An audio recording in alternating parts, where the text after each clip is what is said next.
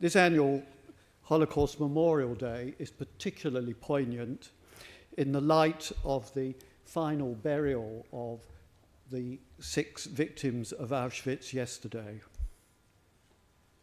This week, as every year, there will be many events marking the Holocaust and the anniversary of the liberation in 1945 of Auschwitz-Birkenau, the largest Nazi concentration camp.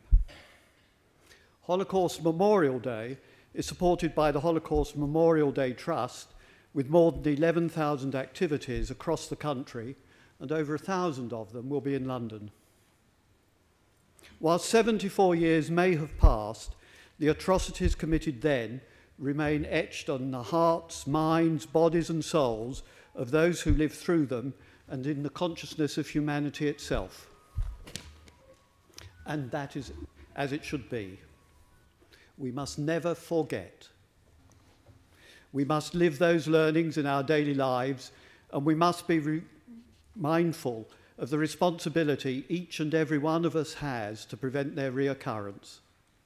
We must teach our young people that they, with us, carry the burden of that knowledge as a reminder of the impact that the actions and words of individuals and groups, communities, societies, nations, and indeed continents can have, and their potentially devastating or redeeming consequence. Holocaust Memorial Day helps us pay tribute not only to all victims of the Holocaust and Nazi persecution, but it serves as a reminder of subsequent genocides and senseless loss of life through war, persecution, and conflict in the name of ideology. Of note, this year marks the 25th anniversary of the genocide in Rwanda and the 40th anniversary of the end of the genocide in Cambodia. Together, we must use this opportunity to educate about the dangers of persecution, anti-Semitism, racism, and discrimination in all its guises, as, whilst we are all different, we are all worthy of equality and respect. The theme of Holocaust Memorial Day this year is Torn from Home. We will reflect on the enforced loss of a safe place to call home and the trauma that this engenders by anyone experiencing it. We will reflect on what happens when individuals, families and communities are driven out of or wrenched from their homes, alongside the continuing difficulties survivors face as they try to find and build new homes when the genocide is over. We recognise that the suffering caused by being torn from home is not confined to the past. It is an evil that pursues us throughout history and continues into the present day. So may we all here do our bit. However large or small, our voices in chorus are united to prevent it. You'll see in your order of ceremony that you have a postcard. Please do take the time to write a message on our 2019 theme, and we will share it. It's now my privilege to introduce our first speaker, Susan Pollak Mbe. Susan was born in Hungary in 1930, where as a child she lived with her mother, father and brother. Following the German invasion of Hungary in March 1944, Susan's father was sent to a concentration camp. From mid-May 1944, almost all Hungarian Jews were deported by the Nazis and their Hungarian collaborators, mostly to Auschwitz-Birkenau in Poland. Susan, along with her mother and brother, were sent there too. Susan was selected to work there and later was sent to Bergen-Belsen in Germany, where she was liberated by the British Army in 1945. Susan lost more than 50 members of her family during the Holocaust. Ladies and gentlemen, Susan Pollak.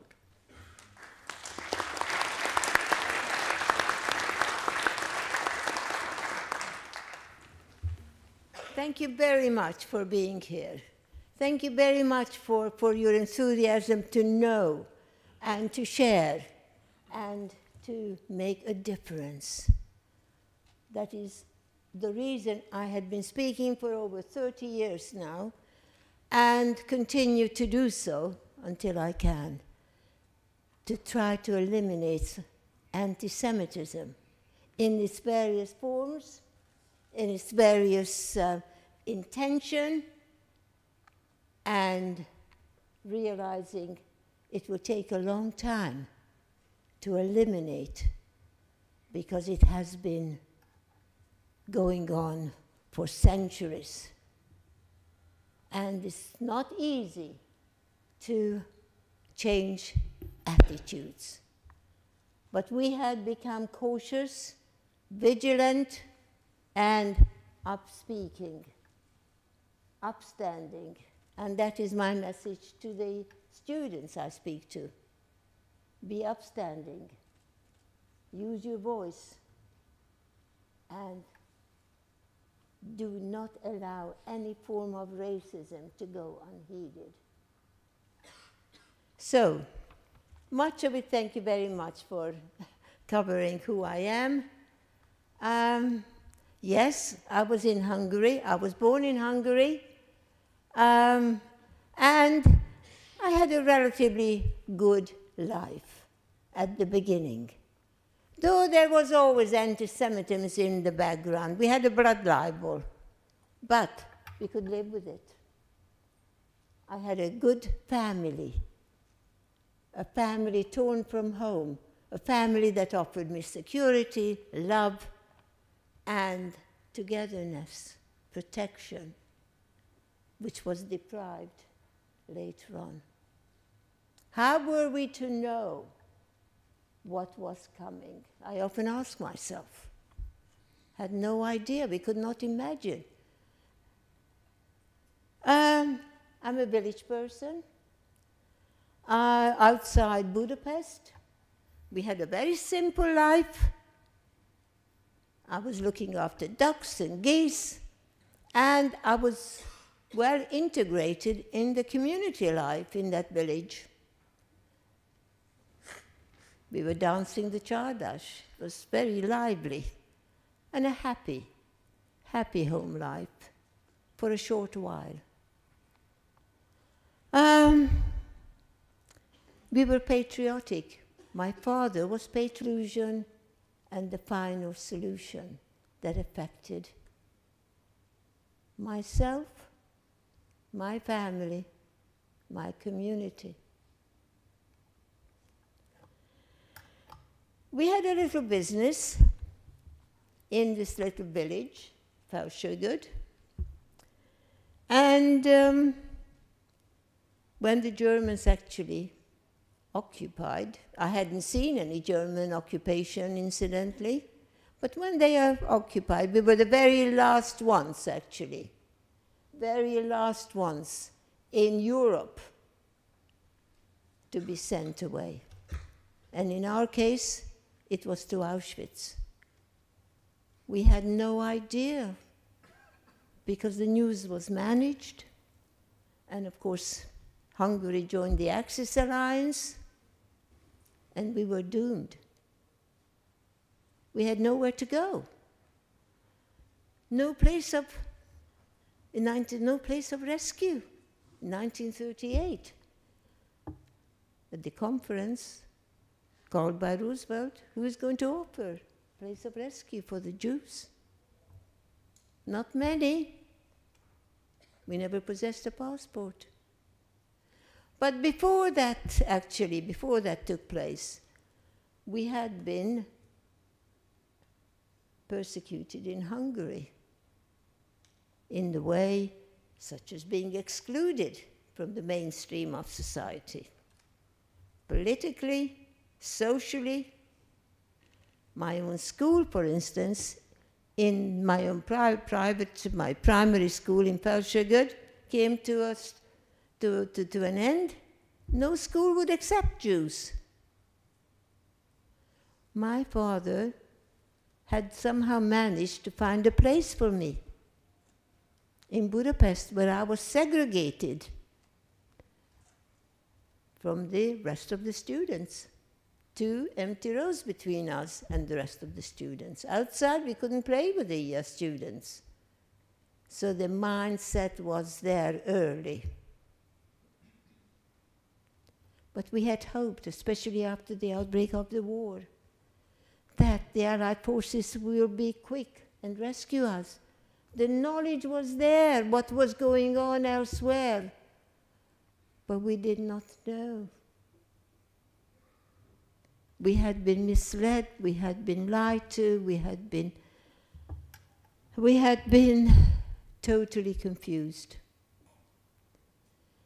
All we knew was it's going to be a resettlement program. And what it means to us, they just shook their heads and said, well, that's all the information we know, nothing else. Somewhere else where you can be safe and continue to exist. So we were kind of glad, because the conditions were so appalling by then in Hungary. With the Yellow Star, nobody came to help us, though I must say there were always decent, strong-minded, kind, generous people who offered a place of rescue, but it wasn't us. So we just waited. And then we got a letter from the local council saying the heads of the family should attend this meeting discussing this resettlement. Well, nobody trusted the council anymore, but they went. It's better to know than remain in ignorance. And a little while later, the gendarmerie came and he says, come and be a witness to what was going on. So we did. And I had seen my father being brutally beaten up in front of my eyes, together with all the other men, Jewish men, and herded onto a waiting lorry. I hadn't seen him since. We knew where the men were taken to, not far from us, but even with the Yellow Star, we couldn't use the public transport, so we sent a local lady, local Christian lady, to take a basket of food to him. She came back, she says, just as well you didn't see your husband or father, because he was unrecognizable. So we were left wondering what to do. Didn't take long before the gendarmerie came back. Get ready, start baking the bread as we normally did, and because you'll be taken to start this resettlement. So we did. I'm still a little girl, but I was pretty good on the sewing machine. Children were brought up differently. I took the sewing machine with me. I thought it will help my mom and my brother to live and to keep a family going. At first we were taken to a ghetto. My mom said, Susan, take this handkerchief and throw it in the outside loo, because the malicious gossip that pervaded the minds of people. The Jews are gold hoarders. So I threw that in. It held some broken teeth. After a few days, we were taken to a large internment camp not far again from Budapest, outdoors. We slept outside. We were eating the food we brought. And many of the children actually fell into the to a former dug hole that the children used. They fell in. We had no implements to save them. Occasionally we attached ourselves, my brother and myself attached ourselves to waiting queues. And so that was it. Never got anything. Then we marched and marched back the waiting cattle train. The doors were shut, about 80, 90 people, and we were trapped. Then we knew this is not going to be a resettlement, but we didn't have the imagination what it might have been. After a few days, we arrived in Auschwitz. Los herein, get out. We couldn't scramble.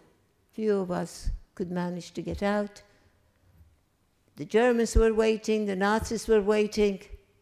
My mother was gassed on arrival. I learned about that later. My brother was used as a Sonderkommando who was shoveling out bodies from the gas chamber into the crematorium. And me, I was selected regularly, stark naked, by Dr. Mengele. Am I still useful for slave labor?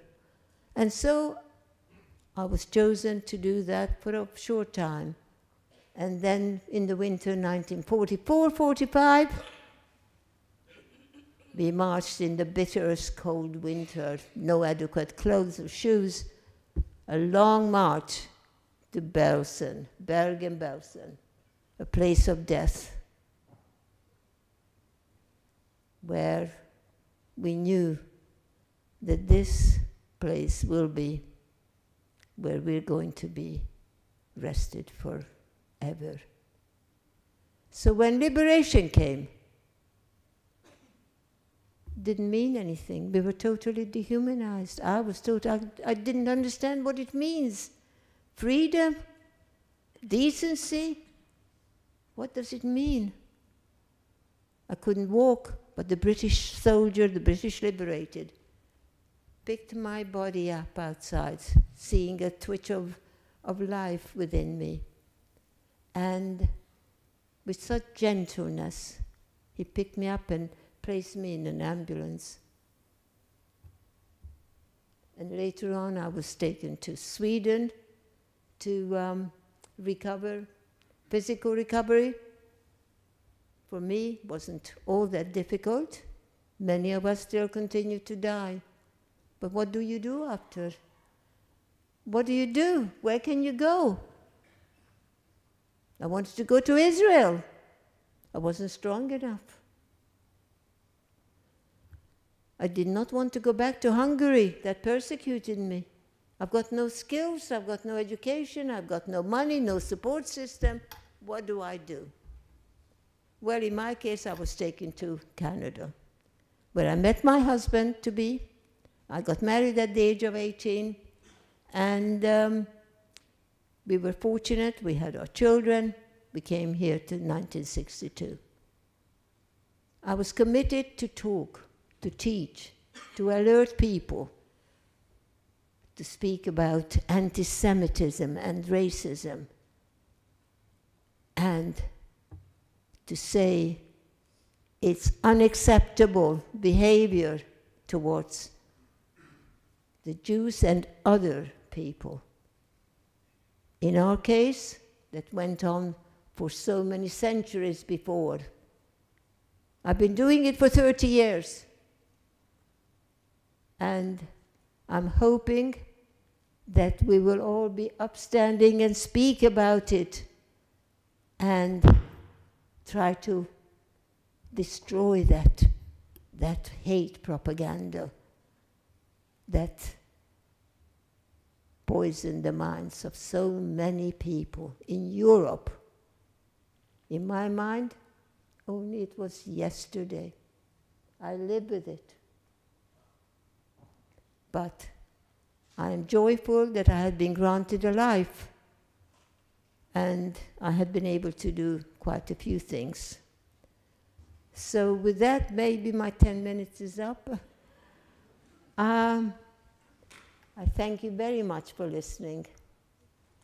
I thank you very much for taking such an active role in creating a better world for all of us, and to become vigilant, because anti-Semitism hasn't died, but it's been around for so long, it will take time. It needs the support of all of us. I'm grateful for it. Thank you very much for listening.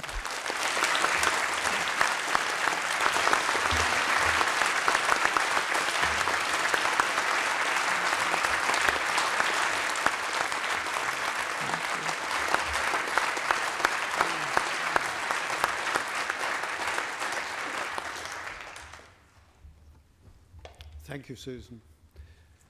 When one hears heartrending personal testimony like that which we have heard from Susan, we, each of us, must be determined to see that this dreadful event is never forgotten, but we must be equally determined to see that we will do whatever we can to see that it is not repeated. But also, Susan's testimony showed us that there is hope. Out of awfulness, there can be good. We will now hear some music from Carol Isaacs on accordion, Meg Hamilton on violin, who are from the Jewish Music Institute. Carol is a founder member of the London Klezmer Quartet, who specialise in traditional Jewish music of Eastern Europe. She's currently working on her audio-visual project, The Wolf of Baghdad, which tells a little-known story of Iraq's lost Jewish community through her own family's memories. Millennium Award-winning Meg Hamilton is a classically trained violinist and violist. Meg has played since meeting the band at Klezfest in 2002. She has studied with Romanian and Moldovan gypsies, and she has studied at the Ottoman Art Music in Istanbul. As a violist, she co-founded and plays Mediterranean, tango, and other world classical music with the Cosmos Ensemble. Meg and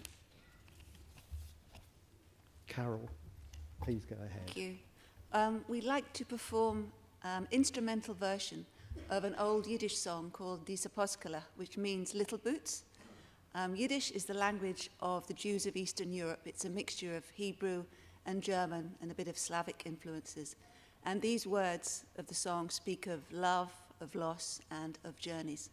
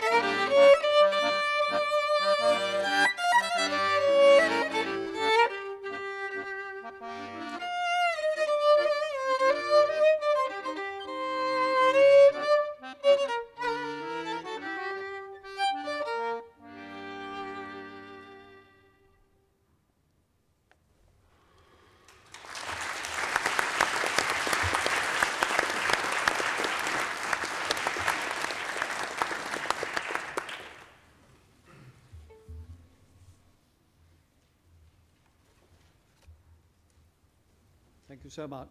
There will be now a reading from the Mayor, Sadiq Khan, who will be reading Homesick by Anonymous. Mr. Mayor.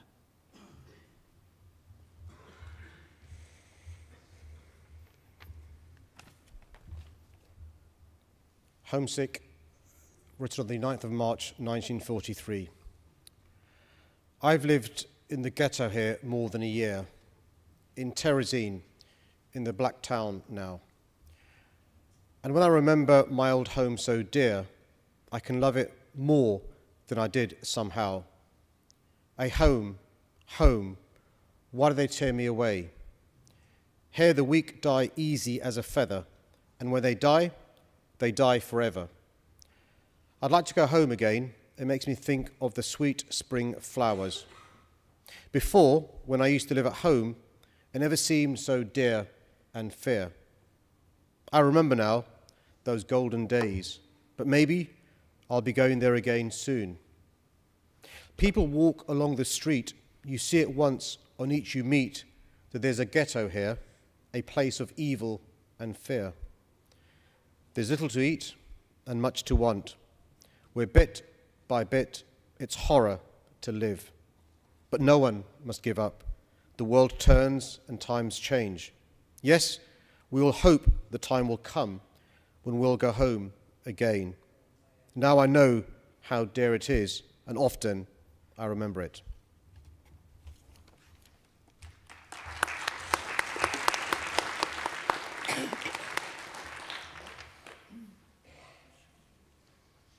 Thank you, Mr. Mayor. Now I'd like to introduce Audrey Fidenon and Michelle Mentou, who are students from the Ursuline Academy, Ilford, to share their reflections on their participation in the Lessons from Auschwitz project, the Holocaust, and the theme Torn from Home. Immediately after the testimony, there will be a statement of commitment read by Imran Uddin and Jadun Razak from Bow School, Anya Desai and Harriet Noakes from the Wallington High School for Girls, James Coltman and Liam O'Dwyer from the London Oratory School, and Nur Massoud from the Enfield County School, Upper. Audrey and Michelle.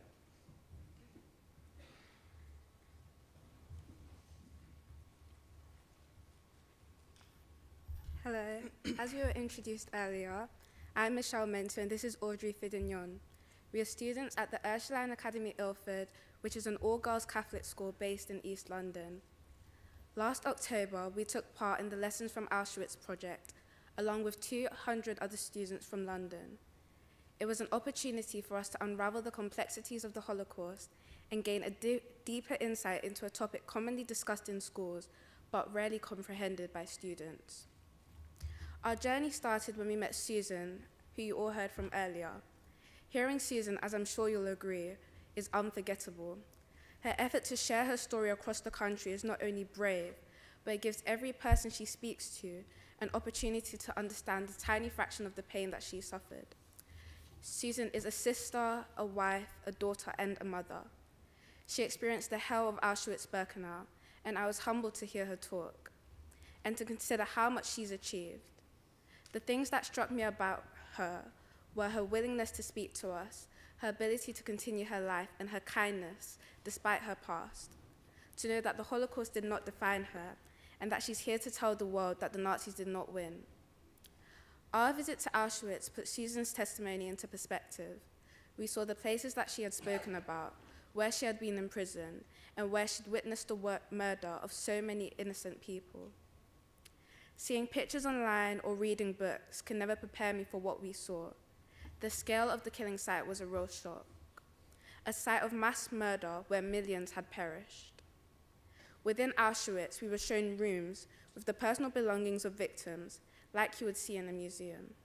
A space so large, yet filled with only a fraction of what used to exist. I remember seeing family pictures where happy memories were preserved and probably lasted longer than some of the people in the picture. I also saw keys which stuck with me, because thousands of people, as they were forced from their homes, had picked up their keys, like many of you did, in the hope that they may return. As we know, this didn't happen, and very few Jews were able to return to their homes. I will always remember the personal belongings of each person that I saw on the visit, from kitchenware to their best clothes, to their prayer shawls and to their shoes. Each person had packed up only the necessities and their most treasured belongings. Pretty dresses, finest shoes, the nicest clothing that they had, but it would not be worn. A single pair of tiny red shoes belonged to a small girl, and that sat on the top of the pile. A young girl had thought she would be able to wear them in the new place that she was being taken to.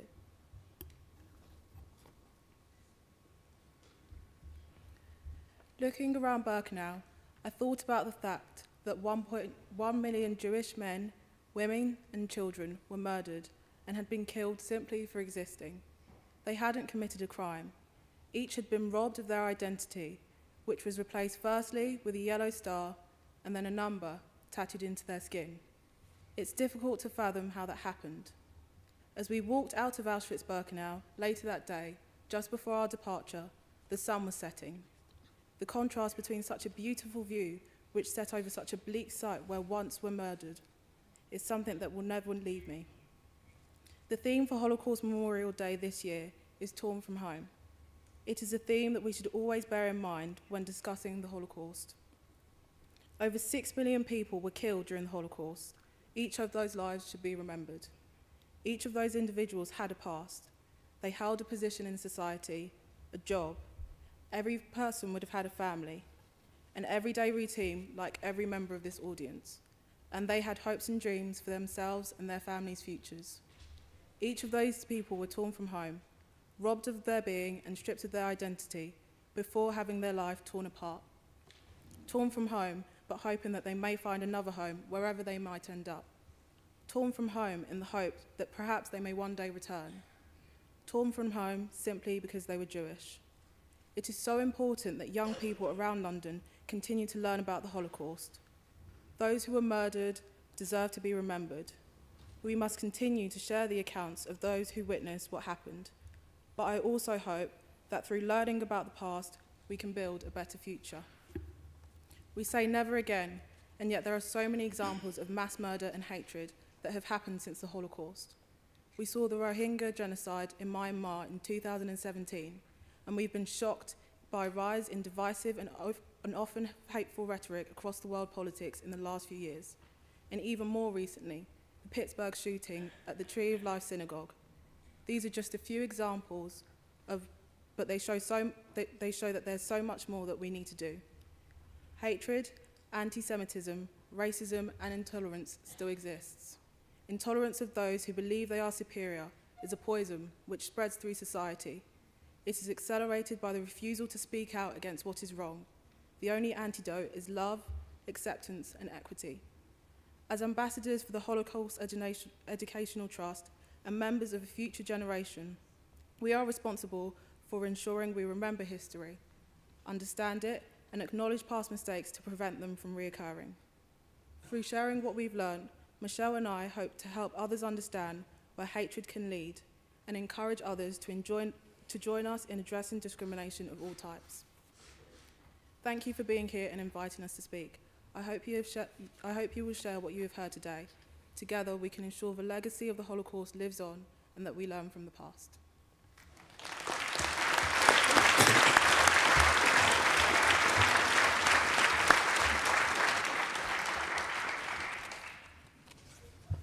We recognize that the Holocaust shook the foundations of modern civilization.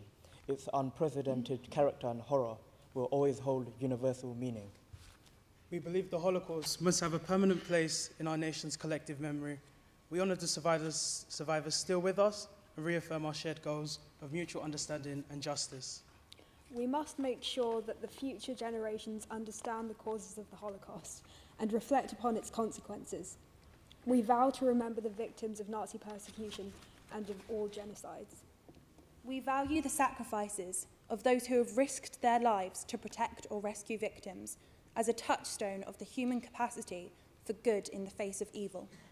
We recognize that humanity is still scarred by the belief that race, religion, disability, or sexuality make some people's lives worth less than others. genocide, anti-Semitism, racism, xenophobia, and discrimination still continue. We have a shared responsibility to fight these evils. We pledge to strengthen our efforts to promote education and research about the Holocaust and other genocides. We will do our utmost to make sure that the lessons of such events are fully learnt. We will continue to encourage Holocaust remembrance by holding an annual UK Holocaust Memorial Day. We condemn the evils of prejudice, discrimination, and racism. We value a free, tolerant, and democratic society.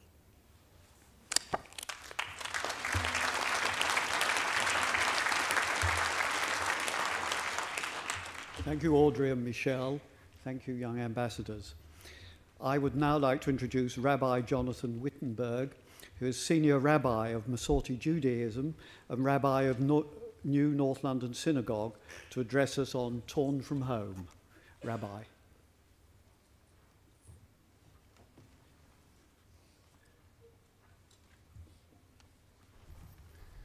Thank you, and thank you for the stirring, heartfelt words we have heard just now.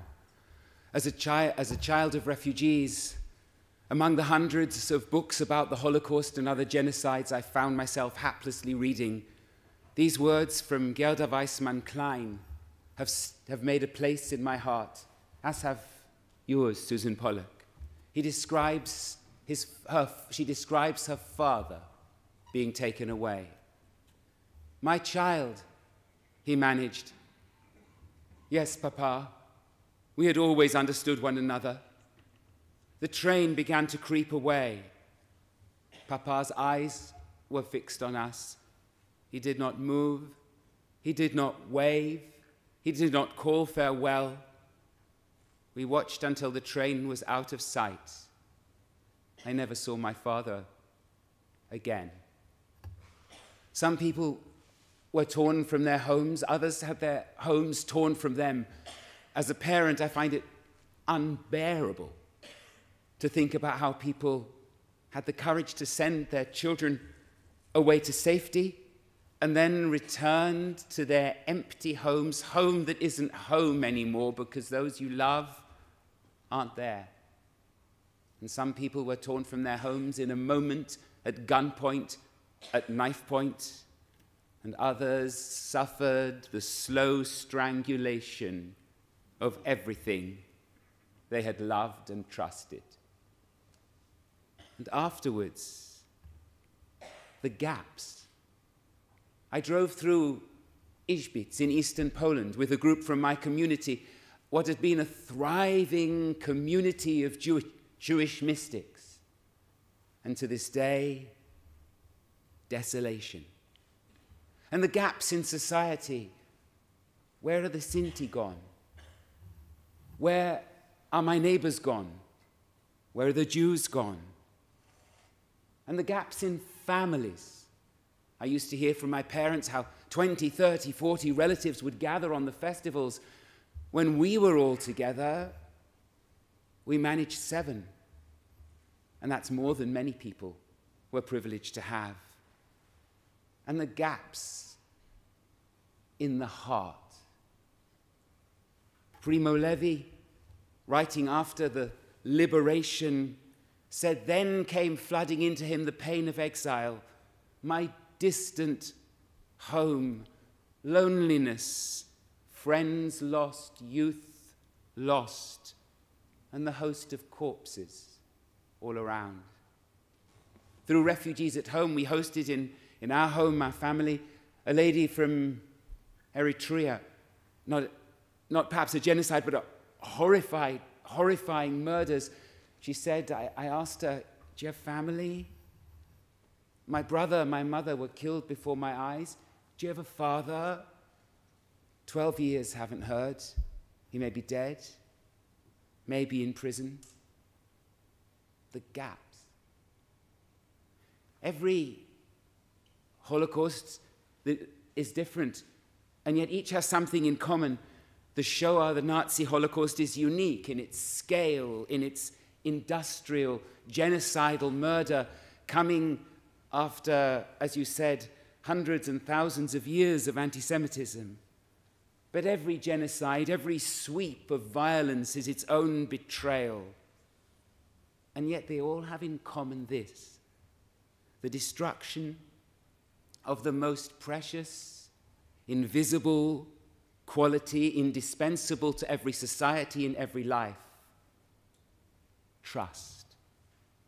Each wave of murder is the destruction of people who just wanted to live, breathe in the air of home and field, hold their father's hand, their partner's hand, their child's hand, their grandchild's hand.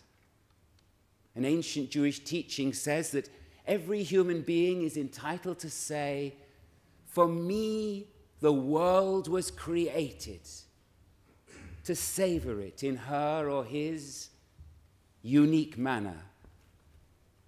And this is what we've done across history to one another. But I don't want to end there, because today actually is a very special and different day in the Jewish calendar. It's Tu B'Shvat, the 15th of the month of Shvat, which is the new year for trees, a time of planting. Personally, I'm a lover of trees. And yesterday afternoon, I was at Kew Gardens, planting with a group of people a specimen in their lawn. And one person said this morning, I put earth on the bones that were released from the Imperial War Museum. And now I'm putting earth on the roots of the tree. Can we reroot? Can we replant trust, hope, and future amid what's rightly been acknowledged as rising xenophobia, anti-Semitism, and Islamophobia, which are resurgent in the rhetoric of so many countries? I saw a terrible painting at an exhibition of the art of asylum seekers, and the slogan beneath was, "The place that persecuted me destroyed my past, and this country is slowly taking away my future." It must not be so. We cannot let it be thus. We must reroot and replant. Replant respect for God's image in every human being, Jew or non-Jew, Muslim or not Muslim, whatever our nationality or our gender, whoever we are. Replant loving kindness, that greatest of human qualities. Replant hope, the national anthem of the State of Israel and of the Jewish people throughout the ages, and replant trust in life. And that's not just for the victims and the children and the grandchildren of victims. It's actually a necessity for the future of society. Because society depends, like underground, we've learnt the roots of trees are interconnected. It depends on our collective trust and faith and hope in one another. After Pittsburgh, it's become a little ironic, but Judaism speaks about the tree of life, Eitz Chaim. The tree of life is always in my hands and yours. We are always its planters or uprooters. Today we commemorate being torn from home, but we do it on a day that commits itself and us to planting. Thank you.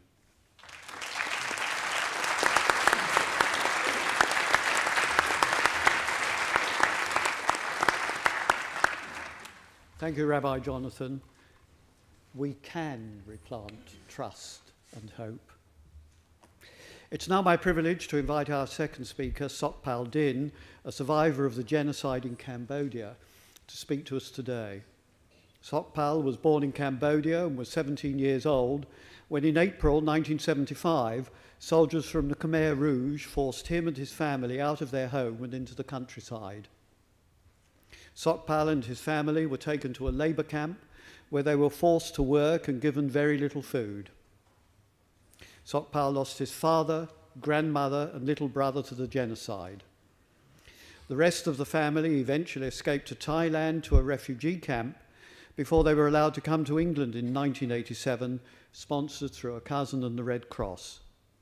Sokpal now lives in Basingstoke and is a freelance translator, working part-time in a supermarket and writing a book about his experiences. Ladies and gentlemen, Sokpal Din.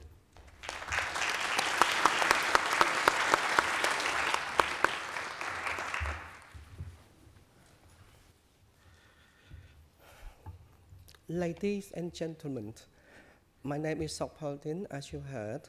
I was born on 27 September 1957 in Phnom Penh, Cambodia. From my young age, I could remember about my parents, my family, relatives, and friends, especially my home where I grew up with my brothers and sisters. I was born in a middle-class family in Phnom Penh, capital city of Cambodia. My parents were entrepreneurs building temples, tombs, Buddha statues, with other items related to Buddhism, religion. We set up the front part of our home, our house, for a showroom and produced the products at another place.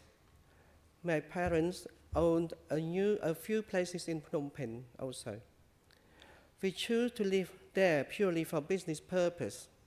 It was a comfortable home, plenty of rooms, and spaces to share with my parents, brothers, and sisters. It's never been a quiet, as we had lots of customers. My parents were busy with their business. They provided us plenty of care, food, toys to play, and someone to look after us. We had friendly neighbors around us, even though they were poor, but they seemed to enjoy their life with their family too. I was very lucky that I was growing up in a lovely home surrounded with nice and kind people. I had so much fun enjoying playing games, hide and seek with my brothers, sister, and with some neighbor children of similar age. We invented games and played together when we were free from school. Also, I remember that we always welcomed relatives, uncles, aunts, and cousins who came to stay with us for a while or visited us sometimes on special occasions. I loved to see them and miss them when they left us returning to their home. I was very fortunate that I had my grandmother who living with us permanently. From the day I could remember, apart from my parents, I was spoiled by my grandmother. She taught me many things. She gave me her love and advice. Her cooking skill and gardening. We grew plants, herbs in our small garden and in the pots. Every day, I couldn't wait to get home from school to see my grandmother because I knew that my grandmother always had some of my favorite treats waiting for me. It is normal for Cambodian boys or girls from a young age to have their duties helping or involving in the kitchen. I used to help my grandmother in the kitchen, prepared some cooking ingredients. I used a small pestle and mortar to prepare all the ingredients for her. Looking back, I enjoyed helping her and learned how to cook some Cambodian dishes. She had given me experiences of cooking skills. I was never fed up or felt sad when I was at home. I enjoyed my school and my study as well as my childhood. On the 18th of March 1975, Cambodia had a revolution. We changed from Royal Cambodia to Khmer Republic.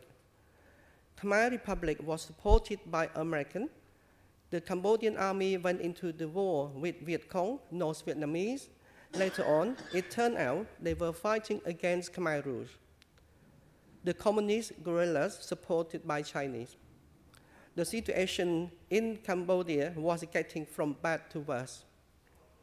The Cambodian army kept losing battle to the Khmer Rouge. The Khmer Rouge guerrillas were getting closer to the city. They took over many villages, provinces, cut off the road, destroyed bridges, and burnt down people's homes. So many people lost their lives, lost their homes. Many refugees, farmers, civilians escaped from outside Phnom Penh into the city.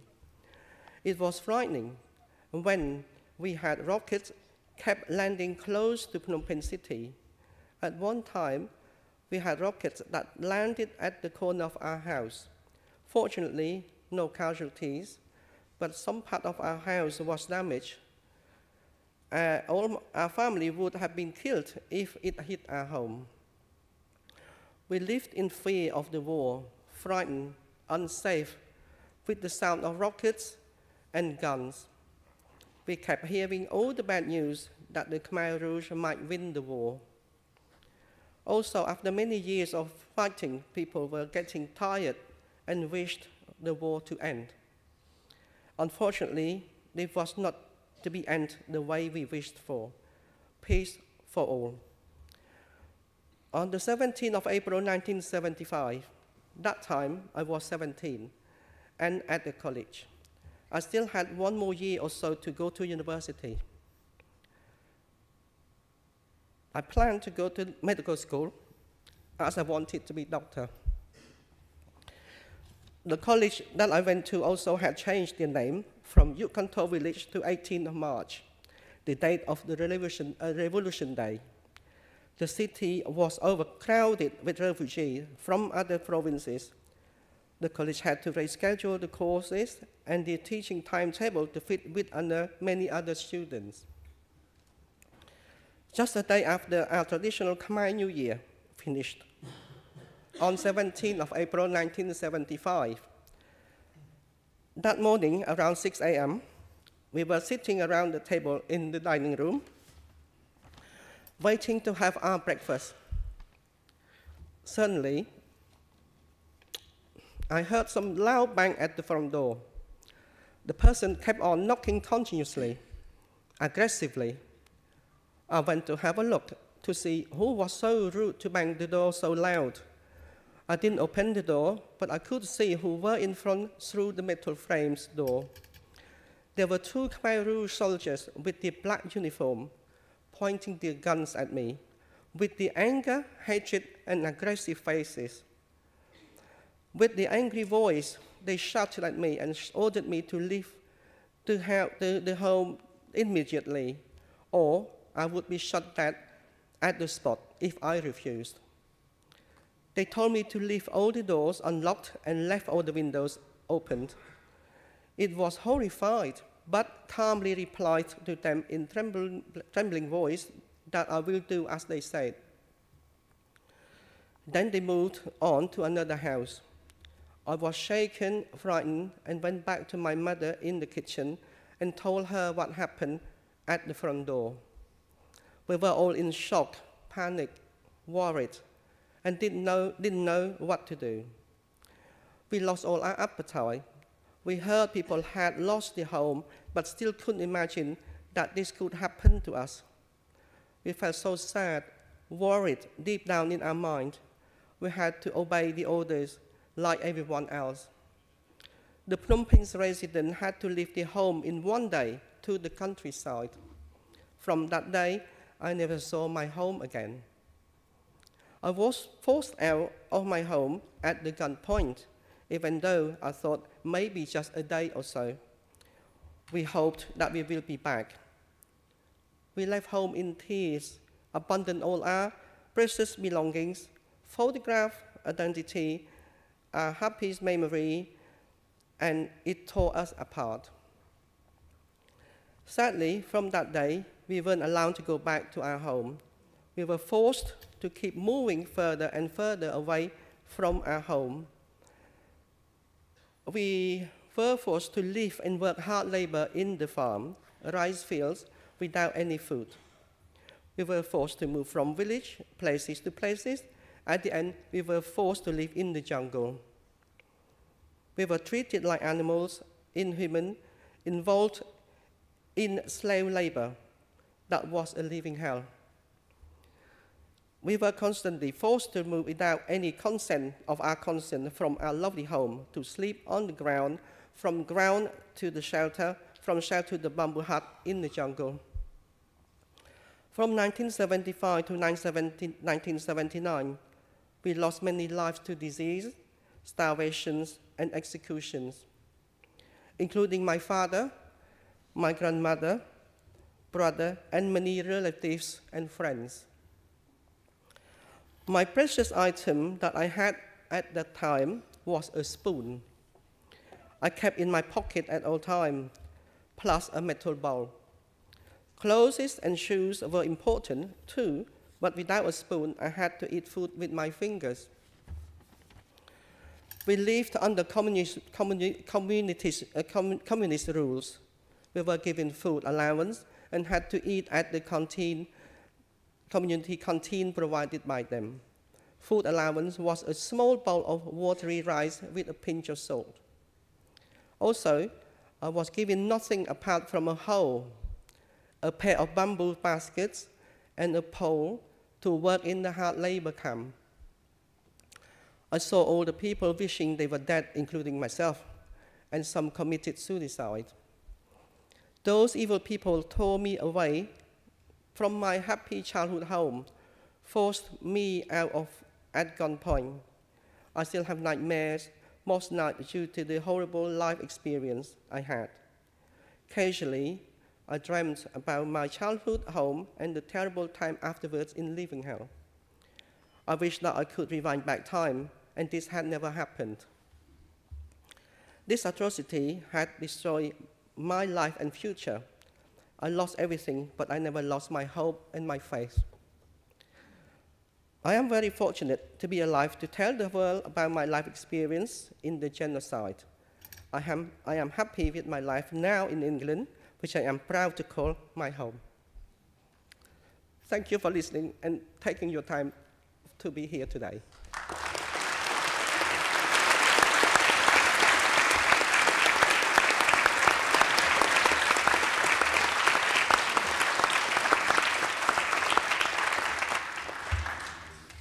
Thank you, Sokpal. Shows that genocide can happen anywhere and at any time, and that's why we should always be alert against it. Can I now introduce Elkan Pressman, who is the lay cantor reader at the new North London Synagogue, to perform the memorial prayer, which will be translated first into English by Rabbi Jonathan Wittenberg. Would you please stand?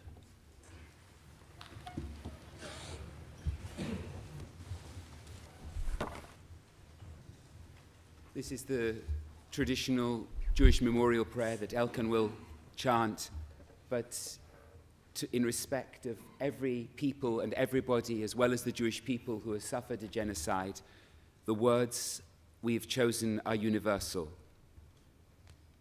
God of mercy who dwells on high, grant you resting beneath the shelter of your divine presence in the high and pure places of the radiant heavens, to the souls of all who, anywhere in the world, were driven from their homes, killed, slaughtered, burnt and gassed, men and women, children and elders, by those who with causeless hatred persecuted them for their race, religion, or beliefs.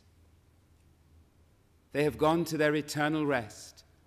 May the God of mercy shelter and protect them forever, and bind their souls in the bond of all life, for their portion is with God, and may they lie in peace on their resting places. El male rachamim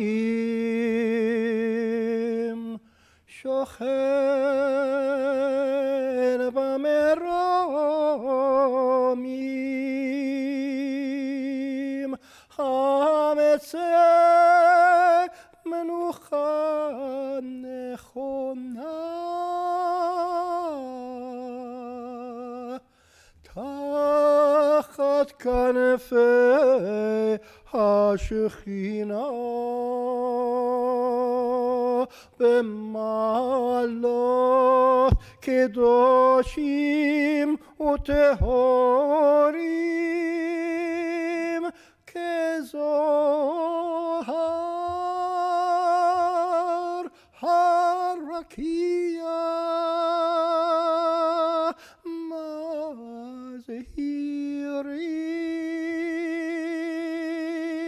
מזהירים את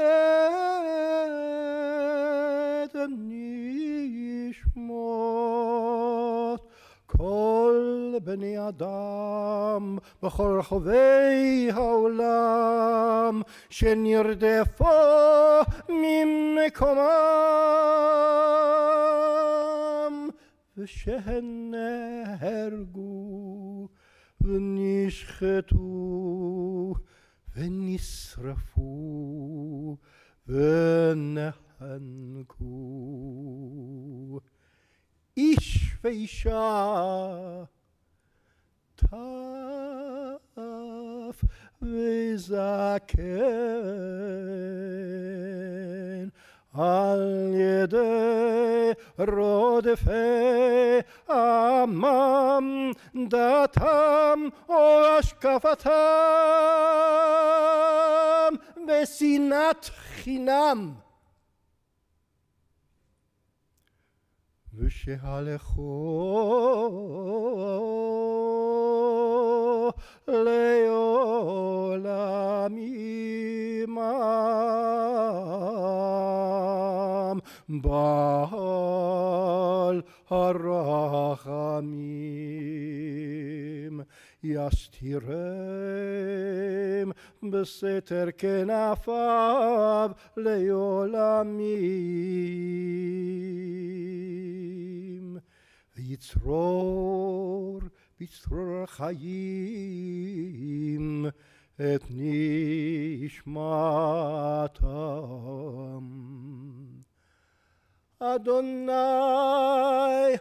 הוא נחלתם, וינוחו ושלום על משכבם, ונאמר אמן.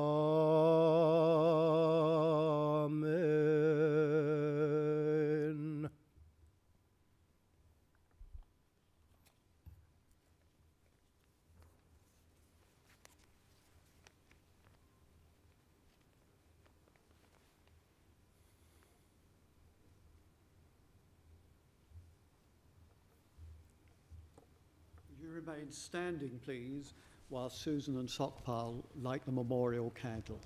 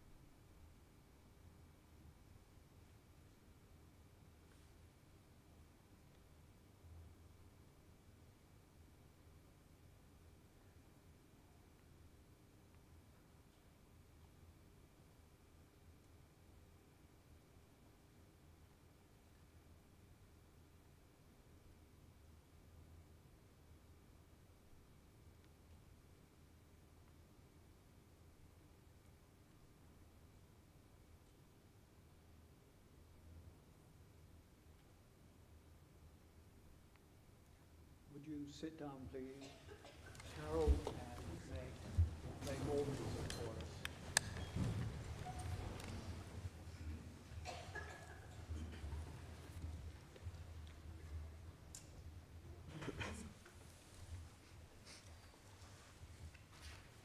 going to play you a doina, which is a Jewish improvisation in the style of the Ashkenazi Jewish musicians of Eastern Europe, followed by a nigun, which is a Jewish song without words.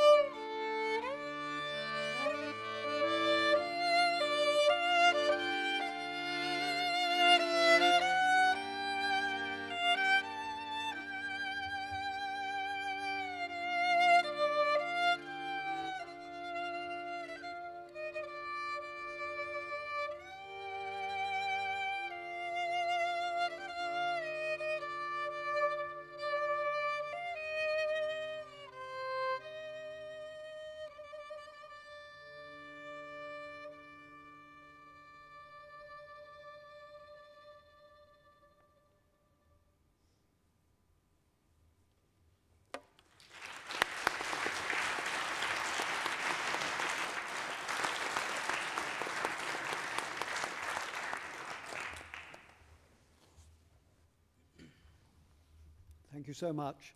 That concludes our ceremony this morning. Thank you all for coming. Thank you all participants. And now I'd like to invite you to join us for lunch in London's living room. Unfortunately, there is only one lift working, so those of you who are fit and able should please use the ramp, as there are great views today. I would like to confirm that all the food platters which will be served today will be kosher.